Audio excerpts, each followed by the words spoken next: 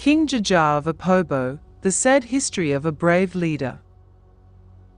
Who was King Jaja of Opobo? King Jaja of Opobo was the charismatic and brave leader of Opobo, a city-state in modern-day Rivers State, who fought against the penetration and domination of British trade in the Igbo hinterland. Jaja was an Nkwe man, born around 1821 in Umuduruoha in Amagbo. His real name was Mbanaso Okwarazurumba. He later took up the name Jaja because of his dealings with the British. For cutting his top teeth, which is an abnormal and evil phenomenon in Igbo tradition, he was sold off to a wealthy man, Iganapuguma Allison of the Delta town of Boni, which as at then was populated by Igbo slaves. In Boni, Jaja was given the name Jubo Juboga, and was ranked on the lowest rung of slaves, which included the ones born outside the town. And because he was difficult to control, Jaja was gifted to Chief Mahdi of the House of Anapepel by his own master. Jaja's rise to power. While in the House of Anapepel, Jaja earned respect and rank with his skills in trade. He was admired by the leading members of the house, and was later elected head of the house. This did not go well with some of the slaves in the house, so Jaja was later confronted with obstacles. An envious influential ex-slave named Oko Jumbo battled and defeated Jaja with the help of King George Pepple. Jaja fled for his life and settled at a site close to the Ikamtoro River where he, as a talented trader, blocked the flow of palm oil to Pepple in Boni. On the 4th of January 1873, Jaja signed a treaty with the British Crown because of his dissatisfaction with a commercial agreement initiated by King George of Boni.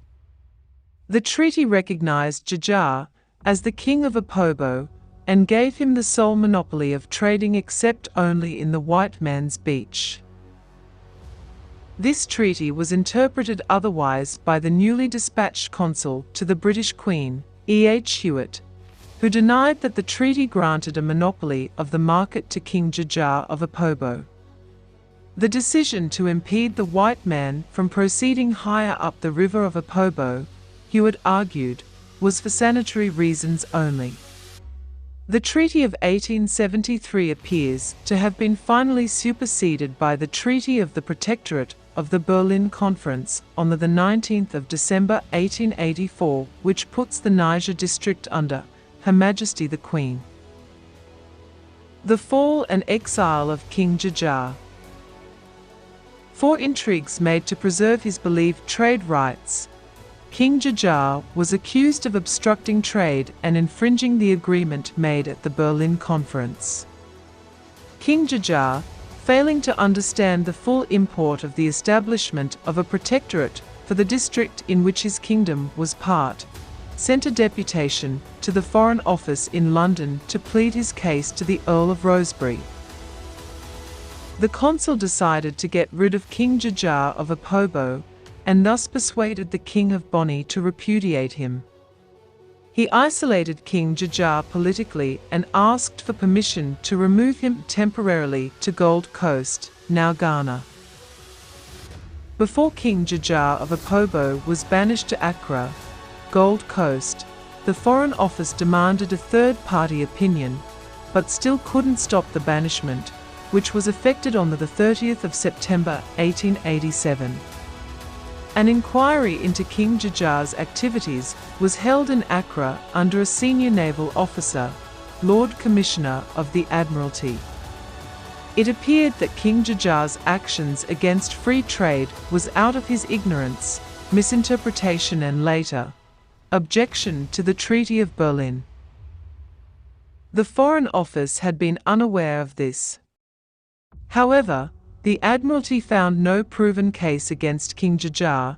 The accused posed threat to penetration to that only part of the country which is worth exploitation was severe.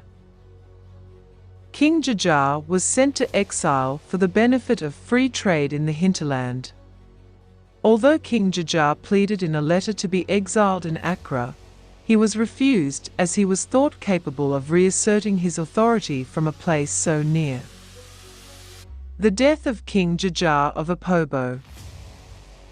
King Jaja lived the rest of his life in St. Vincent Island in the West Indies.